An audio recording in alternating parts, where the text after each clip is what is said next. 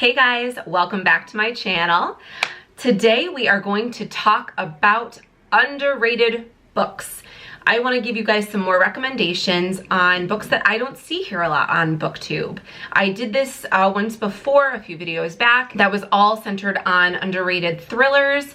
Today we are going to cross a few different genres. We got a little of this, we got a little of that, but what all of these books have in common, in my opinion, is that they are underrated or just not talked about enough on Booktube, if at all. Some of these you may have seen, some are certainly more popular than others, and then there are a few that I have never seen talked about on Booktube at all. So hopefully, if you guys are watching this, you can take something that maybe you've been on the fence about, or maybe something you haven't heard of, and give it a shot. That's what I love so much about Booktube, is talking about books, getting recommendations on books, and really just expanding our horizons. Without further ado, let's jump right into the recommendations. The first book I want to talk to you guys about today is a perfect book for this time of year because it is all about summer, and that is 28 Summers by Elin Hilderbrand. I don't know why Ellen gets so little mention on Booktube. She has an incredibly large backlist of books, and while I admit they may not be groundbreaking subject matter, a lot of them are really good, and I really enjoy her books.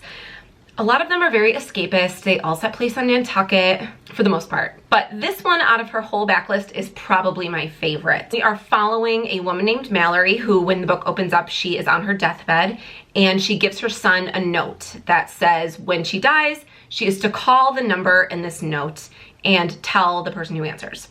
So she passes away. A few pages in, her son calls the number, and shockingly to him, the man that answers is the husband of the current presidential nominee. Thus unfolds a 28-year love story. We are then brought back to 1993, where our two main characters, Mallory and the man who answered the phone, Jake, have met on Nantucket during a bachelor party weekend that Mallory is throwing for her brother. They end up falling for each other, but because of certain circumstances, they realize that they can't really carry on a relationship. Mallory is a full-time Nantucket resident, Jake is dating somebody, and him and her are on this trajectory, this career path that they're focusing on, but they do fall for each other and spend the weekend together. And what they end up deciding from there is that every year on this specific weekend, what is it, Labor Day weekend, Jake will return to Nantucket and they will spend the weekend together. That is the only communication they will have throughout the year. But that's the general gist of things.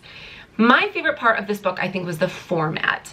Each chapter is a new year, and each chapter opens up with a reintroduction of that year's most important pop culture moments. So it is a really fun revisit of the past 28 years and just kind of helps reset you into what's going on in the year that we're visiting with these two characters. I loved this. I believe this was a 5-star for me. I loved the romance. I am not a person that like condones cheating or is interested in cheating or anything like that in my literature or my entertainment.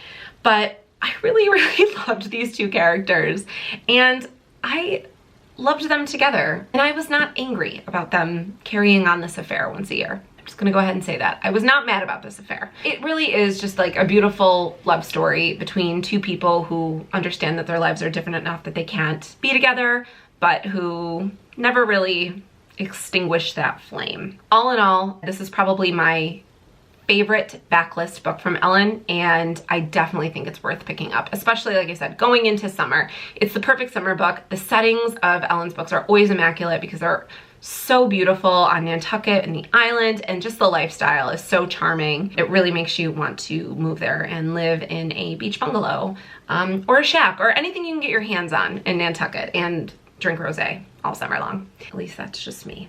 That's what I want to do now. The next book on the list that I want to talk to you guys about is Una Out of Order by Margarita Montemor.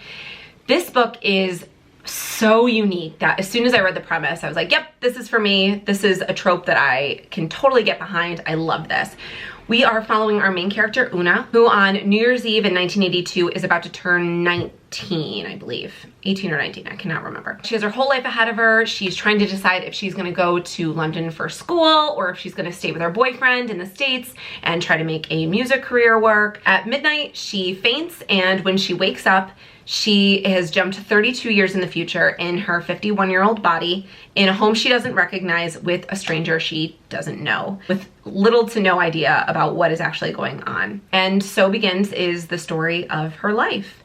Every year on New Year's Eve, she falls asleep and wakes up in another age, unchronologically. Is that a word? Unchronologically. I think my MacBook says it's not a word because it's underlined in red. You get the idea. Out of order, right? Okay, it's right in the title. This book has a little bit of everything. It's got romance. We've got some sci-fi with our time travel. We have a fun revisiting of pop culture because every year when she wakes up, everything is obviously very different from the year before. This was such a fun, unique story. I loved the exploration of what it would be like to wake up in your 50-something life, but with the mind of a teenager. Or what it would be like to wake up in a world with none of the technology you're comfortable with. Or to wake up married to someone you've never met, wondering how you got there. All things that happen to Una as she continues to age in her mind chronologically, but in her life, not so much.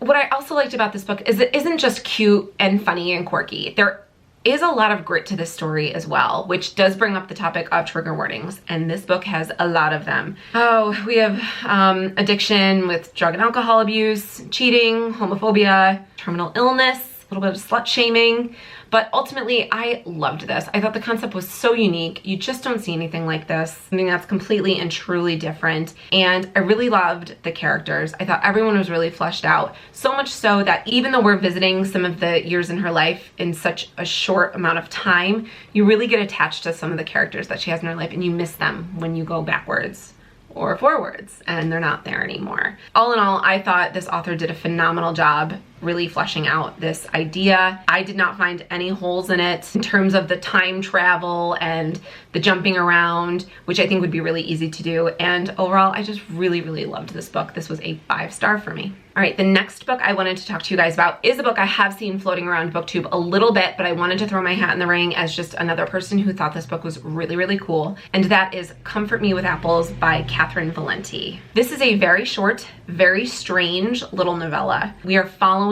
our main character, Sophia, who has the perfect husband. You could almost say they were made for each other. It's something else and is definitely going on underneath the surface. Her husband is gone a lot. There are some strange rules about the gated community that they live in. Sophia starts to find strange things in her house, including like a lock of hair that she knows isn't hers and a bone fragment that she is pretty certain isn't hers. There is a basement she's not supposed to go into. There are some neighbors with some suspiciously strange names. I can't say too much because it really is best to go into this blind and let it unfold as the author intended. But if you have a few extra hours in your day, check this one out. The novella, if you read it, is so short, and I think the audiobook is like just over 2 hours. Check it out. It will absolutely keep you guessing, but it wraps up really nicely in the end. So I try not to look at myself when I do this. I try to just like look at the lens and not at my little viewfinder up at the top here. So I have no idea if the last few minutes that I've been doing this, I have been completely whitewashed, like I was when I just looked up. So if that is the case, I apologize, but we are going to move onward and upward from here. I have closed the curtains and we should be good to go. Shocking that it's so bright in here. It's a very gloomy day, although upstate New York has gotten the memo that we are headed towards summer because it is 80 degrees, which is unheard of for this time of year. So the next book I want to talk about is from an author that we all know very well and love very much, but this is from her backlist, and that is Maybe in Another Life by Taylor Jenkins Reid. This book came out in 2015, so well before our Daisy Jones and our Evelyn Hugo and our Malibu Rising, but this one, in my opinion, is just as good. This story explores the idea of how your life could change because of what might seem to be a minuscule decision. Think Sliding Doors, the movie. If you're familiar, again, you'll know what I'm talking about. Same concept. We are following Hannah Martin, a 29-year-old woman who is still trying to kind of figure out what she wants to do with her life.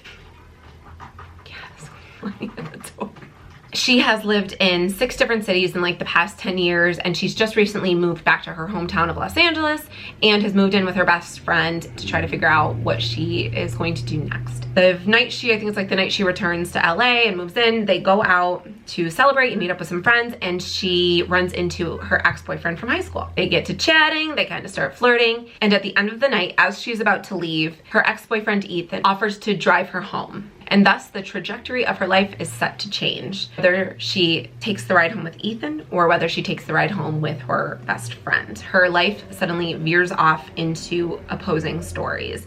And we get those 2 stories in alternating chapters. I loved this because I have a personal fascination with the idea of living multiple lives and how making a small decision can send your life in a completely different direction. So it really was right up my alley. And I loved how Taylor Jenkins Reid played this out. Both lives were really well fleshed out, which I think is hard to do considering each life was only given half of the book. And while the two decisions took her in dramatically different directions, one wasn't necessarily a sad direction, while the other was a dramatically happy direction. And I really liked that. I think that made for a much more interesting life study, because while I do love this trope, I also really dislike the idea that one choice that you make leads to a bad life and one choice leads to a good life. I just loved how we got to explore two different lives, independent from being bad or good or better for her or not so great for her, or even a sad outcome and a happy outcome. We just explored the two different lives and what they ultimately looked like when a very minor decision is made. Definitely check this one out. If you haven't gone through her backlist, I really highly suggest that you do. I have read everything she's written because I did love her newer stuff, and I've been pleasantly surprised. Some were okay, but some like this one have become some of my favorite books. So definitely check out her backlist, and if you are at all interested, definitely check out Maybe in Another Life. All right. If you take nothing from this video, if you don't check out any of these books, if you have no interest, if this is just on in the background while you, I don't know, fold laundry. If you take nothing from this video, please check out this next book. It is The Dream Daughter by Diane Chamberlain. I'm gonna be perfectly honest with you guys. I got this on like mega clearance from Barnes & Noble. There is nothing about this that screams, you're gonna love it. The synopsis, not really my thing from the get-go. I don't typically reach for fluffy women's emotional life books, I guess you would call it. This book absolutely blew me away. 100% blew me away. It was nothing like what I expected. We are following our main character, Carolyn, in 1970. Her husband has recently been killed in the Vietnam War and she's pregnant. She has also recently found out that her unborn child has a daughter, has a heart defect that will likely kill her shortly after she's born. So while she's mourning both now the death of her husband and the impending death of her child, her brother-in-law, who she's very close with, who is a little strange, approaches her with a potential solution. I think that's all I really want to say about it. That I feel like doesn't really give you the gist of the story. That doesn't really rope you in, right? Because it didn't rope me in. I don't even know why I bought this. All right, this is what I'll tell you. The genre is part historical fiction, part science fiction. Okay? So it's definitely got a more intriguing element in the science fiction realm. This story, like I said, completely took me by surprise. It is heartbreaking and wonderful and full of so much love and so much hope and the incredible bond between a mother and her child. If you're a mother, you have to read this. You have to read. If you're not a mother, you have to read this. If you're a male, you have to read this. Everyone has to read this. I promise. Please, please go read it. I love that there were elements of sci-fi. It took a book that would otherwise just be another like wartime historical fiction and gave it so much more depth, so much more intrigue. And then when you think it can't get any more gut-wrenching, I promise you, halfway through, there is a twist that will send you reeling. You guys, pick up this book. Seriously. This is one of these books, I don't know if this happens to you guys, this happens to me, I feel like quite often. This I think sat on my bookshelves for like 2 years.